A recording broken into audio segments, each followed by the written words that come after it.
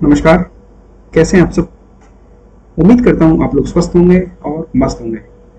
आज का हमारा सेशन है बीपीएससी 69 प्रीलिम्स को लेकर, और इसमें दो तीन चीजें हैं जिस पे आज बात करेंगे।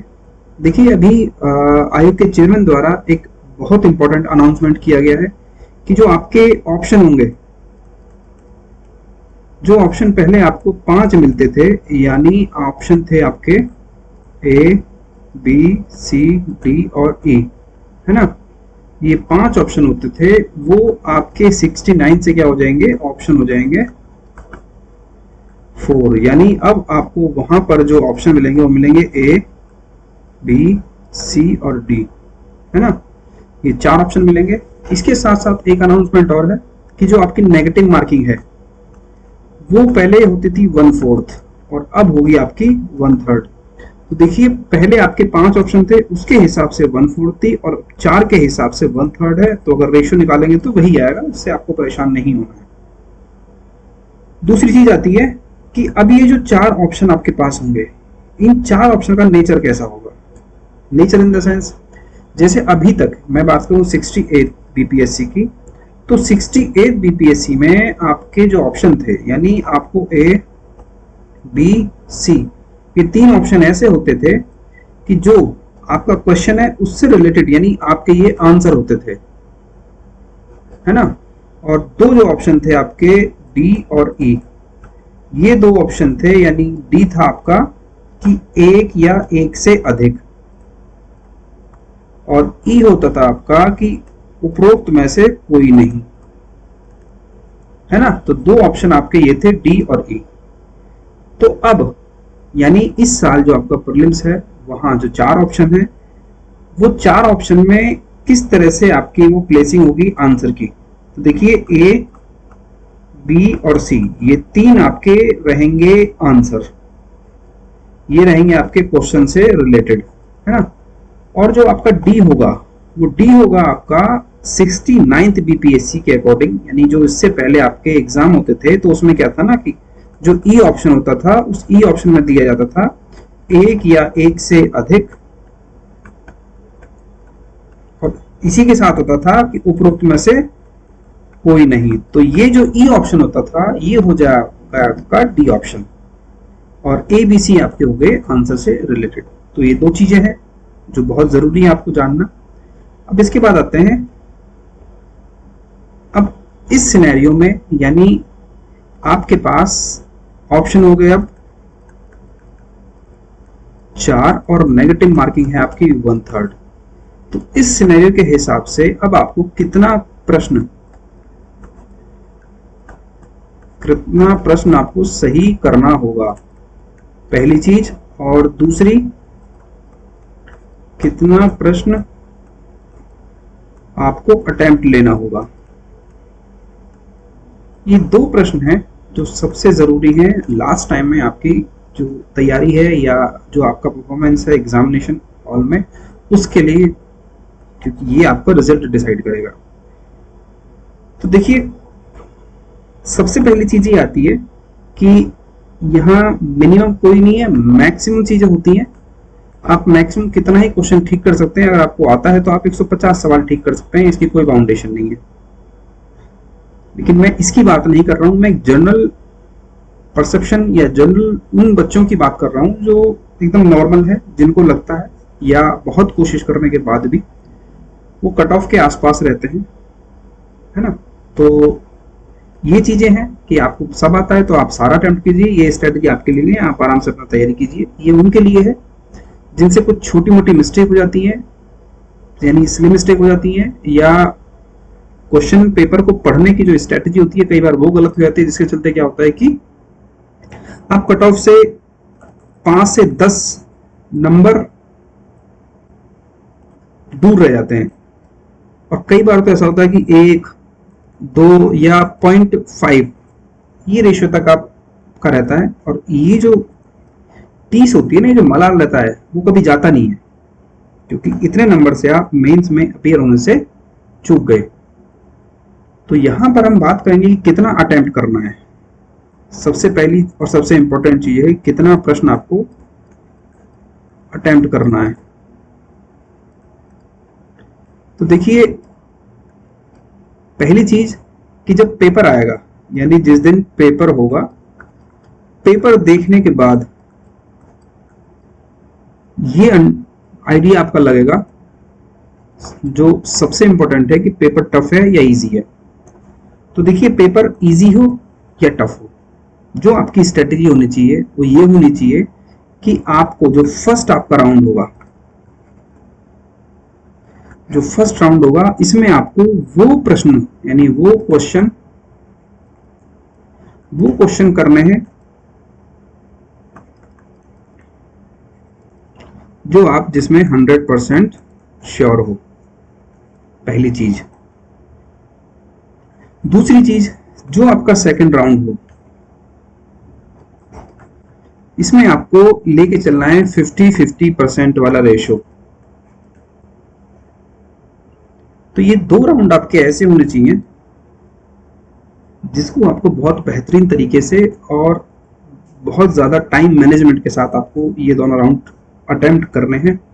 और देखिए, अगर मैं पहले राउंड की बात करूं, सपोज करो आप 60, 70 या इससे अबव, मैं मान के चलता हूं 75 तक अगर आपने अटेम्प्ट ले लिया, तो आपको ये लगेगा कि लास्ट जगह कट ऑफ 91 या 95 जो भी रहा, तो आप इसके हिसाब से क्या डिसाइड करें कि मैं 75 पे आ गया हूं और मुझे कितना चाहिए, मुझे 20 क्वेश्चन और चाहिए।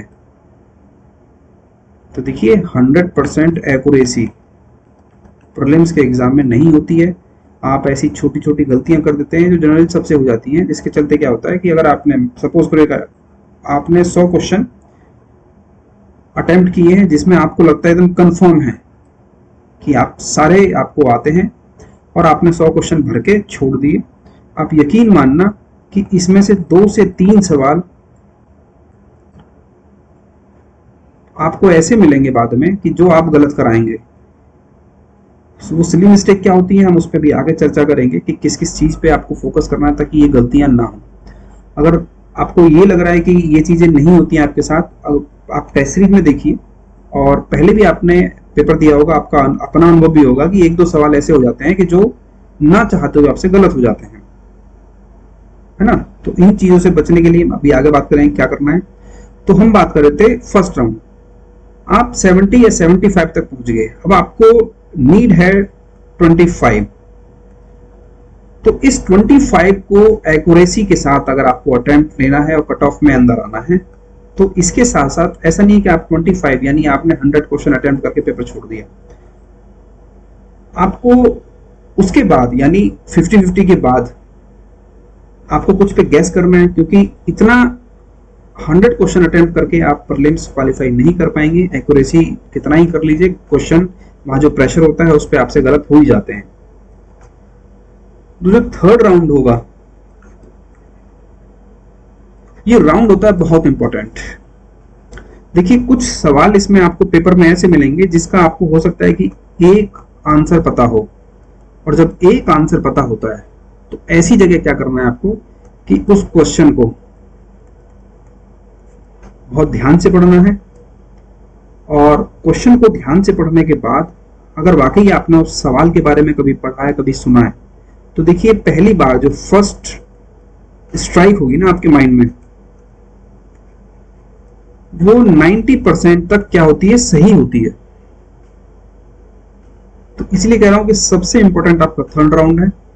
तो पहली चीज तो होगी कि आपको जो फर्स्ट स्ट्राइक आपके माइंड में हो रही है, उसके बाद आप ऑप्शन देखिए।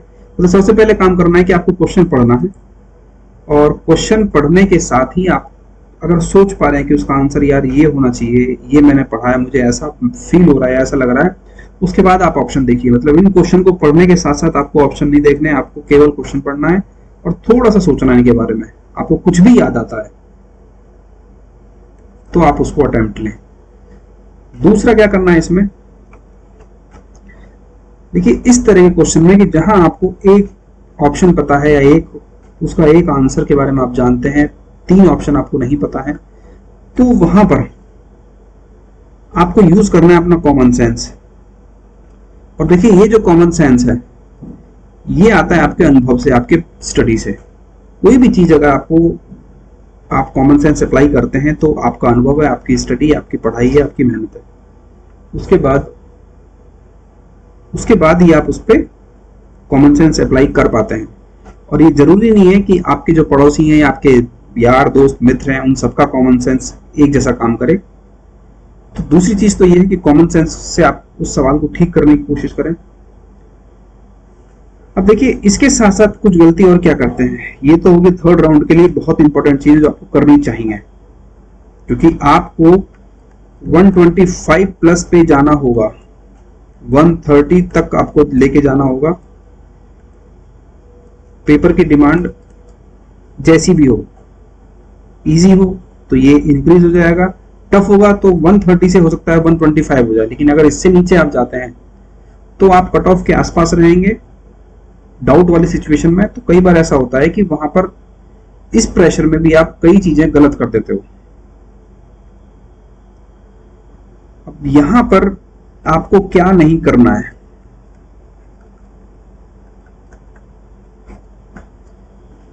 तो देखिए, कई बार आप अपने यार दोस्त मित्रों से बात करोगे तो कई बार आपको सलाह देते हैं या बताते हैं अपना अनुभव कि मैंने एक सीरीज पकड़ ली है, जैसे मेरा फेवरेट है बी या सी, है ना, तो मैंने जो सवाल मुझे नहीं आए मैंने सी पकड़ा और सी लगा दिया। मैंने अगर 15 सवाल पे सी लगाया है तो वो ये मान के चलते हैं कि 50 या 40% का आंसर सी होगा, और वो ये चीज अप्लाई करके आते थे।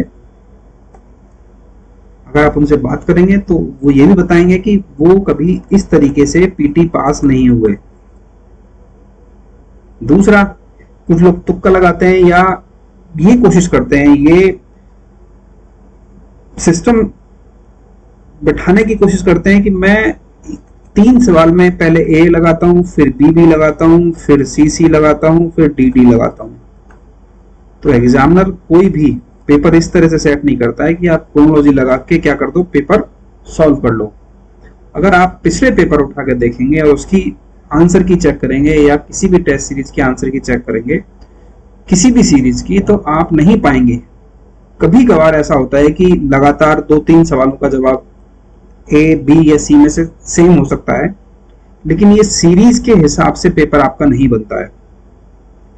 तो एक तो गलती आपको ये नहीं करनी है, ठीक है। उसके बाद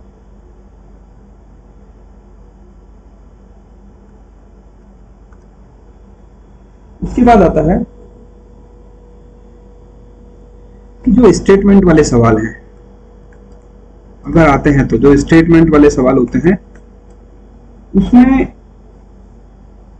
कई बार क्या होता है कि जो थोड़ा सा लेंदी सा स्टेटमेंट होगा, या कोई अगर नेम से रिलेटेड है या कोई पर्सनैलिटी से रिलेटेड सवाल है, तो कई बार क्या होता है कि यहाँ पर अजीब सा नाम अगर आपको देखने को मिलता है, तो संभवतः कई बार कई चीजें ऐसी होती हैं, अगर सवाल नहीं आ रहा है और आपको लग रहा है कि मुझे अटेम्प्ट लेना है, जिसमें से आप जानते हो कि 1-2 ऐसा है कि जो आप उस सवाल के ऑप्शन आपको पता है लेकिन उसके बाद भी कंफ्यूजन है, तो ऐसी चीजें जनरली ठीक हो जाती है। और स्टेटमेंट में भी कई बार जो लेंथी सा स्टेटमेंट होता है ना, वो कई बार, मतलब मैं बात कर रहा हूँ स्टेट पीएससी के लिए, चाहे वो यूपी पीसीएस हो चाहे वो बीपीएससी हो, यहाँ पर ये चीजें अप्लाई हो सकती हैं, हो जाती हैं। यूपीएससी में ऐसा नहीं है ना। तो ये कुछ चीजें ऐसी हैं जिनको आपको ध्यान रखना है। अब मैं बात कर रहा था सिली मिस्टेक के बारे में। तो देखिए, ये एक ऐसी, मैं कहूंगा कि ऐसी बीमारी है जिसके चलते अच्छे खासे स्टूडेंट पीटी फेल करते हैं और बार बार पीटी फेल करते हैं। तो एक तो उनमें डर होता है, ये लोग क्या करते हैं, कभी भी टेस्ट सीरीज ज्वाइन नहीं करते हैं, इन्होंने कभी भी किसी भी टेस्ट पेपर की कोई प्रैक्टिस नहीं की है, कोई भी पेपर सॉल्व नहीं किया है, कोई भी ओएमआर फिल नहीं की है रूम पे या क्लासरूम में या कहीं भी। तो देखिए, कोई भी टेस्ट सीरीज आपका इवैल्यूएशन करने के लिए, सेल्फ इवैल्यूएशन के लिए, कि आप अपनी तैयारी को बेहतर तरीके से कर पाएं, अपनी कमियों को दूर कर पाएं। अगर आप ओएमआर शीट अच्छे से फिल नहीं कर पाते हैं तो वो कमियां दूर हो सकती हैं यहां से, है ना। तो पहली गलतियां तो आप लोग ये करते हैं, इनको पहले इन कमियों को दूर कीजिए, अभी भी टाइम है। आप कम से कम 10 टेस्ट किसी का भी लेके और उसका ओएमआर सीट के माध्यम से वो टेस्ट आप सॉल्व कीजिए, क्योंकि एक सवाल भी अगर गलत हो जाता है ना, तो मैंने बताया कि अगर 0.5 से आप बाहर हुए हो, अब आप सोचिए कि एक सवाल आपके लिए कितना इंपॉर्टेंट है। दूसरी चीज कि आप जो गोले भरने वाली प्रवृत्ति होती है उसमें बहुत कंफ्यूज रहते हो। जैसे कई बच्चों को, अब देखिए ये सिचुएशन होती है, आपका कंफर्ट जोन कहाँ पर है। आपको लगता है कि पहले मैं सारे सवाल पहले एक बार पूरा पेपर पढ़ लूँ, क्वेश्चन सॉल्व कर लूँ, उसके बाद मैं राउंड कर दूंगा, सर्कल भर लूंगा। तो कुछ ऐसा भी करते हैं, कुछ ऐसा होता है कि एक क्वेश्चन पढ़ा और उसका गोला भर दिया, दूसरा पढ़ा फिर गोला भर दिया। कुछ ऐसे हैं कि जो एक पेज पढ़ा और एक पेज के गोले भर दिए। तो देखिए सबसे सही यही है कि आपने एक पेज पे जितने सवाल आपको आए, आपने 1 2 3 सपोज करो 3 सवाल आपने वहां टिक किए, तो तीनों के आपको क्या करने हैं, सर्कल मार्क करते हैं।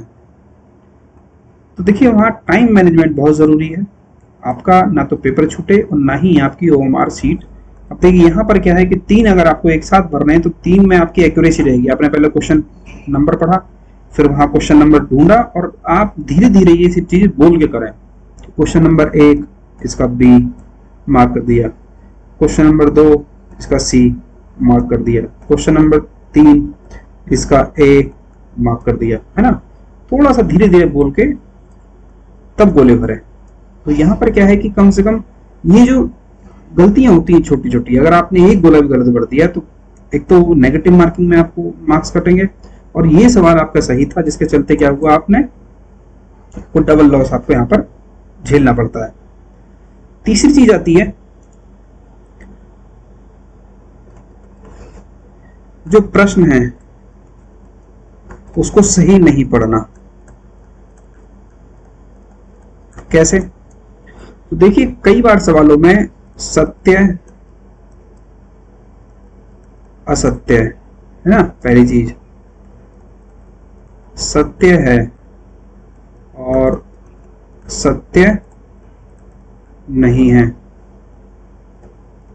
असत्य है और असत्य नहीं है।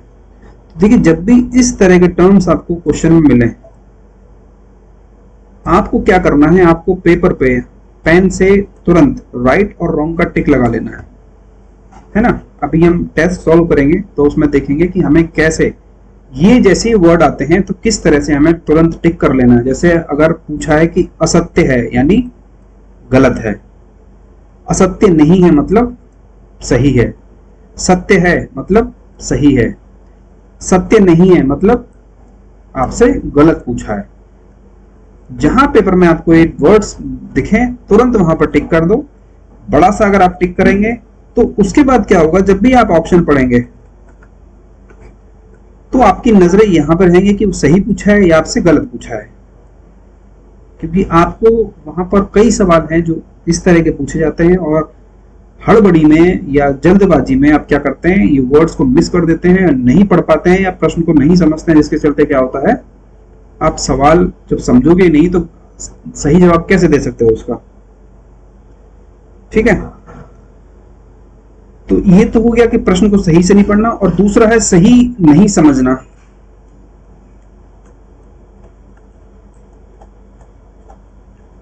कि प्रश्न आपसे पूछ क्या रहा है। देखिए कहने के लिए ये सब चीजें बहुत छोटी हैं, हो सकता है कि आपको लगे कि रिलेवेंस नहीं है इन चीजों का, लेकिन ये वो चीजें बता रहा हूं कि जिसको हम बोलते हैं स्लिम मिस्टेक। और आप 150 सवाल में से अगर आपने 130 सवाल अटेम्प्ट किए हैं तो मान के चलिए 3 से 5 सवाल ऐसे होंगे जो आपने पेपर सॉल्व करने के दौरान आप ये कहेंगे बताओ यार ये मैं गलत करके चला आया, ये तो मुझे आता था, ये तो मैंने ऐसा समझ लिया, इसका मैं गोला गलत भर दिया, यार इसमें सही पूछा था मैंने गलत बता दिया। ये 3 से 5 सवाल एक नॉर्मल एक एवरेज बता रहा हूं, जो जनरली आप किसी से बात करना, आपने अगर परीक्षा दी है तो आपको बहुत बेहतर तरीके से पता होगा, आप ये गलती बिल्कुल कर पाए होंगे। तो इन सब कमियों को अभी आपके पास लगभग 1 महीना है और इस 1 महीने में आप बहुत बेहतर तरीके से इन सब चीजों को सुधार सकते हो। और सबसे ज्यादा ध्यान देना है आपको स्लिम मिस्टेक पे। देखिए ये सिली मिस्टेक वो होती हैं कि ये 5 सवाल अगर आपने गलत किए तो ये 5 सवाल वो थे, या 6 सवाल जो आपको आते थे, और 6 सवाल का मतलब है कि आपने यहाँ पर 2 सवाल सही, यानी आपने गलत किए 8 सवाल। अब 8 सवाल का खामियाजा आपको फेल होकर भुगतना पड़ेगा। जहां पॉइंट 1, 2, 3 इन सब का इंपॉर्टेंस है फेल और पास में, वहां आप 7-8 सवाल ऐसे ही देके चले आते हो तो वो तब ठीक है कि आपको 150 सवाल आते हैं, इसमें से आप 8 दे आओ, आप तब भी 142 सवाल के पास हो, तब कोई दिक्कत नहीं है। अगर आप में इतनी एक्यूरेसी है, आप इतना इंटेलिजेंट है कि आप 150 में से 150 सवाल ठीक कर लें, तब कोई दिक्कत नहीं है, आपके लिए माफ है। आप 10 से 15 सवाल तक गलत करके चले आइए, कोई दिक्कत नहीं है। 20 सवाल गलत कर दिए, कोई दिक्कत नहीं है। लेकिन मैं बात उन बच्चों की कर रहा हूं कि जो बार बार पीटी फेल करते हैं, बहुत मेहनत करते हैं, पढ़ने में कोई दिक्कत नहीं है, समझने में कोई दिक्कत नहीं है, सवाल भी आते हैं, लेकिन छोटी छोटी गलतियां जिसके चलते वो बार बार क्या करते हैं, फेल हो जाते हैं। तो ये 2-3 चीजें हैं, इनका ध्यान रखो। और अभी बहुत जल्द मैं आपके लिए 10 टेस्ट पेपर, यानी हमें 1500 सवाल, ये 1500 सवाल डिस्कस करेंगे। और ये 1500 सवाल यानी मान के चलिए आपके 10 टेस्ट हैं और ये फुल लेंथ टेस्ट हैं, इसका हम डिटेल डिस्कशन करेंगे। बहुत ज़्यादा टाइम नहीं, आप इसको फास्ट फॉरवर्ड करके सुन सकते हो, जब भी आप खाना खाएं, आप वॉक करें, है ना, ईयरफोन लगा के आप बहुत आराम से, क्योंकि 1500 सवाल हैं और उसके साथ साथ जो एक्सप्लेनेशन है, यानी जो उसका डिटेल एक्सप्लेनेशन है, उससे आपको बेनिफिट मिलेगा। कई चीज़ें, कई बार क्या होता है कि आप, हो सकता है कि वो चीज़ें आप जानते हो, थोड़ा बहुत कन्फ्यूजन हो, इन सवालों के माध्यम से वो ठीक हो जाए। तो आज के लिए इतना ही, थैंक यू।